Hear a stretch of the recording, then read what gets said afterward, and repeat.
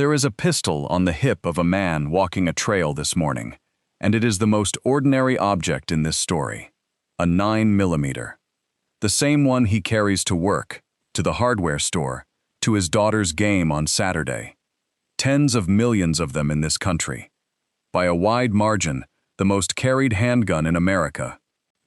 And in every serious conversation about bear country, that pistol gets dismissed in a single sentence.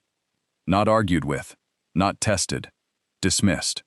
One line, and the conversation moves on to heavier things. So here is the question this video is actually about. Where did that verdict come from? Who tested the 9? What evidence convicted it? Because when you go looking for the case file, the actual study, the actual numbers, the thing everyone is quoting when they wave that pistol away, you find something nobody mentions. There isn't one. Stay with me, because this is not the argument you think it is. This is not a video claiming your 9mm is secretly enough for a bear. It is a video about what a defensive handgun can and cannot fairly be blamed for. And later, I am going to show you the actual list of things that defeated armed people in these encounters. What is not on that list may be more interesting than what is. Hold on to that. First, the charge sheet. The case against the 9mm is built on physics, and the physics is not wrong. A 9 produces a fraction of the energy of a .44 Magnum. Less momentum, less penetration through heavy muscle and bone. Against a large brown bear, that shortfall is real, and it is not close. Now notice what that sentence assumed. Against a large brown bear. Every energy threshold in this conversation was calibrated to grizzly anatomy. Grizzlies live in Alaska and a handful of recovery zones in Montana, Wyoming, and Idaho. Black bears live in roughly 40 states, and their range is still growing into counties that have not held a resident bear in living memory. So the 9mm is being judged against a standard written for an animal that does not live where most of these pistols are carried. That is not a technicality. That is the foundation of the verdict. And when you go looking for the study that measured what a 9mm actually does to a black bear, the direct evidence, cartridge by cartridge, it is not there. Neither of the two major papers in this field categorized incidents by chambering. Nobody ran that comparison. Nobody really could. You cannot ethically stage it, and real-world records do not capture that level of detail. The argument we have all been having for 20 years has never had a dataset underneath it. Not for the 9, not for the 10, not for any of them. Which means anybody who tells you they know the answer is going past the evidence. So we need a better question. If nobody measured the cartridge, what did they measure? What actually makes a defensive handgun succeed or fail when a bear encounter happens? That question has a case file. Everything from here forward is evidence in it. In 2012, Tom Smith at Brigham Young University, with Stephen Herrero at the University of Calgary, and 3 colleagues, published a study in the Journal of Wildlife Management. 269 incidents of close quarters, bear and human conflict in Alaska, from 1883 to 2009. 444 people, at least 367 bears. This is the closest thing that exists to a trial record for the defensive handgun. And the first thing in it should make every rifle owner sit forward. Long guns stopped the bear's aggressive behavior 76% of the time. Handguns, 84%. The pistol came out ahead of the rifle. Now, before anyone screenshots that, the authors were explicit. The difference was not statistically significant. Only about 37 handgun incidents in the whole set. Shift 3 or 4 cases and the gap disappears. Reading that as proof that pistols beat rifles is reading a coin flip as a law of nature, and I will not do that to you. But hold on to the shape of it. A rifle is easier to hit with, and hits vastly harder. By every measure the internet argues about, it should have buried the handgun in this data. It did not. One plausible explanation is brutally simple. The handgun is often the firearm already on the body when the encounter starts, holstered, on the hip or the chest. The rifle is slung, or leaning against a tree, or back at camp. That is an inference, not a finding. I am labeling it as one. But if it is right, then the pistol's real strength in bear country was never terminal performance, and the cartridge argument has been aimed at the wrong property of the gun this whole time. And then the paper does something that should have ended the caliber debate 15 years ago. The authors built a statistical model, fed in every variable they had recorded, and asked which ones actually predicted whether the bear was stopped. Think about what should be in that output: caliber, barrel length, handgun versus long gun, rounds fired. Every argument you have ever scrolled past, finally weighted and ranked. Here is what the model contained: the species of the bear's age and sex class, what the human was doing when the encounter began, whether the bear charged, and whether fish or game meat was present at the scene. Firearm variables, type of gun, number of shots, were reported as not useful for predicting outcomes. The gun did not make the model. And one variable in there carried weight. Nothing else came close to. The odds of a firearm succeeding were more than 38 times greater when the bear was a black bear rather than a brown bear or a polar bear. 38 times. Same data set, same broad category of armed encounters. Yet the variable that dominated the model was not a firearm variable at all. It was the animal on the other side. Now let me be straight about that number, because it is easy to abuse, and I would rather you trust the next one I give you. Only about 30 of those 269 incidents involved black bears. 30. A small sample carrying an enormous ratio, so the true value could sit a long way from 38 in either direction. It is an odds ratio inside one model, not a probability, built from Alaskan records. It does not mean a black bear is precisely 38 times easier to stop on a trail in Tennessee. And it is still not 9mm data. What survives all of that is the ordering. In this record, the animal moved the outcome more than the hardware did. And I want to be careful here, because this is where a lot of channels take a wrong turn. This is not a finding that guns do not matter. The same authors wrote that firearms are the only deterrent capable of lethally stopping an aggressive bear. The gun matters enormously when its moment arrives. The interesting part is that its moment arrives later in the sequence than the caliber debate assumes. So if the animal is doing the heavy lifting, the next question for a gun owner is obvious. Which animal? Behaving how? Because before we judge the pistol, we have to understand the event we are asking it to solve. Go back to Stephen Herrero. In 2011, he and 4 colleagues published something nobody else had attempted: every known fatal attack by a wild black bear in North America from 1900 to 2009.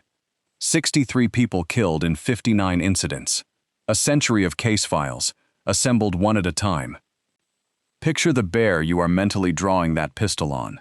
Most people picture the same thing: a mother, cubs somewhere behind her.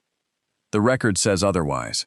In 88% of fatal incidents, the researchers judged the bear was acting as a predator. Hunting, not defending. And of those predatory bears, 92% were male. The animal in the fatality column is usually a lone male, and he is not frightened of you at all. Why does the mother with cubs picture feel so completely true? Because it is true, for the other bear. Protective female grizzlies genuinely account for a large share of serious grizzly maulings. It simply got copied across onto a different species by people who assumed a bear is a bear. And this changes the job we are asking the pistol to do. A defensive bear wants you gone, and it usually leaves. A predatory bear has decided something about you, and it does not. 2 different events, and only one of them is the event most people are rehearsing. Which brings us to the signals, and to whether that pistol ever clears the holster at all. Herrero wrote something that reads backwards the first time you see it. If a bear appears stressed and is showing defensive threat behavior, a predatory attack is unlikely, and he noted directly that this strikes most people as counterintuitive, precisely because the bear is acting aggressively. Some of the signals that feel most frightening are defensive ones: the huffing, the jaw popping, the ground slap, the short rush that pulls up. The National Park Service describes those as indicators that a bear is stressed. Meanwhile, some quieter approaches deserve far more attention than instinct gives them. That is not a checklist. Behavior is not binary, And no animal owes you a clean signal. A curious bear, a food-conditioned bear, and a predatory bear can all approach in silence, and they are three different problems. But here is why this belongs in a video about a handgun. Park Service guidance splits on species, and it splits hard. If a grizzly makes contact in a defensive attack, play dead. If a black bear attacks, fight, punches and kicks to the face, anything within reach, do not play dead. Those are opposite instructions.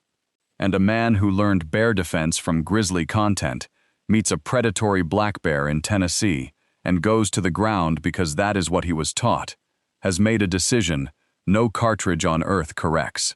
The 9 on his hip is not the failure in that story. The 9 never got a vote. Which brings me to a morning in October 2016 in the Bear Creek drainage south of Ennis, Montana. Todd Orr was scouting elk, 50 years old, a former trails engineer with the Forest Service, hundreds of bear sightings behind him. Bear spray on his chest, and a 10mm 1911 in a chest holster, 6-inch barrel, optic on top, secured by a snap strap. A sow grizzly charged. He got the spray out and used it. She came through it and put him on the ground. He survived that, got up and started down the trail. 8 minutes later, he heard brush breaking.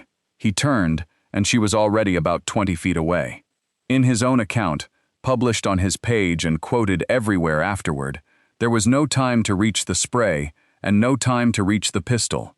She was on him again. And during that second mauling, the bear's pulling tore the straps from his pack, and the holster went with it. When he finally reached under his chest for the gun, it was 5 feet away in the dirt. A capable man, in a caliber the internet considers more than adequate, prepared with 2 systems. The pistol was never fired. Not because of what it was chambered in, because of 6 inches of barrel, a snap strap, and about 1.5 seconds. And that case was not an anomaly. When Smith's team went through their 269 incidents and classified the reasons firearms failed to stop an aggressive bear, this is the list they produced. Lack of time to respond to the bear, 27%. Did not use the firearm at all, 21%. Mechanical problems, including jamming, 14%. Bear too close to deploy, 9%. Missed, 9%. Gun emptied, with no chance to reload, 8%. Safety still engaged and could not be released in time, 8%. Read that as a gun owner and sit with it for a second. What stands out is what the documented failure list emphasizes: time, access, mechanical problems, missed shots, empty guns, decisions. The study does not give us the cartridge-by-cartridge evidence you would need to rank caliber as the culprit, and caliber is the one thing almost all of us spent our research time on. And that 21% deserves its own moment, because it is the strangest number in the paper. Roughly 1 in 5 people who had a gun did not fire it. Smith's explanation, given to reporters at publication, is one of the most human things in this whole field. Some of them did not want to be the person who killed a bear. Others did not want the aftermath. Alaska requires you to skin the animal and file a report. 1/5 of the armed people in that dataset were stopped by conscience and paperwork. One more finding, and it is the quiet one. Co-author Randy Larson told the press that once a bear charges, the odds of a successful outcome drop by roughly a factor of 7, whether or not you are carrying a firearm, which tells you where the pistol sits in this story. Think of it as a sequence, not a law. Real incidents skip steps and reorder them. Food or a carcass puts a bear somewhere. A person arrives, doing something. Distance collapses, because of wind or brush or a blind corner. The encounter is a surprise, or it runs long. The behavior gets read, correctly or not. A response follows. And then, at the end of that line, the firearm finally becomes the thing that decides anything. The gun is the last domino, not the first. The pistol may matter enormously at that last domino. But buying a better last domino does not do much about the ones that fell before it. And one of those earlier variables costs nothing. Of the fatal black bear attacks in the record, 91% happened to parties of 1 or 2 people. That is an association in an incident record, not a controlled measurement of what adding a person does. But group size keeps appearing in the attack literature, and it receives a fraction of the attention caliber receives. Quickly, on bear spray, because you are waiting for it. You will see spray percentages set against firearm percentages, and a winner declared. That comparison does not hold. The spray study counted only cases where spray was discharged. The firearm study included cases where the gun was never fired, and it was built to examine failure. Two different questions, two different filters, not a head-to-head test. And nothing about carrying that 9mm stops you from also carrying spray. Todd Orr had both. Preparedness was never a single-item choice. There is a reason all of this feels backwards. We optimize the variable we can shop for. Caliber has a number. It has a price. It resolves with a purchase, and it can be argued about forever, without anyone standing up. Access, maintenance, reading an animal, deciding under 3 seconds of pressure. None of that comes in a box. And while several million of us argued about 9 versus 44, Stephen Herrero spent decades on a different question entirely. What actually happened? 63 deaths, 59 incidents, 109 years. Pull the file, call the jurisdiction, check the record, write it down, and do it again. Nobody clips that work for social media. But because someone sat with all of it, we can now say something honest about the pistol on that man's hip, which is more than the argument we inherited could ever do. So, back to the trail. The 9mm is still there. Nobody took it from him, and nothing in this video says he should leave it home. When its moment comes, it will matter as much as anything he owns. What changed is the pistol's job description. It stopped being the answer to the question and became the last line of a much longer answer. He started this walk asking, "Is my gun enough?" He will finish it asking 3 better ones. What encounter am I trying to avoid? What is this animal telling me? And what could I have done before any of this started? Gear matters. Knowledge changes when gear has to matter. If you would rather check the story than repeat it, subscribe. And settle something for me in the comments. Now that you have seen the failure list, time, access, mechanical, decision, what would you fix first on your own carry setup?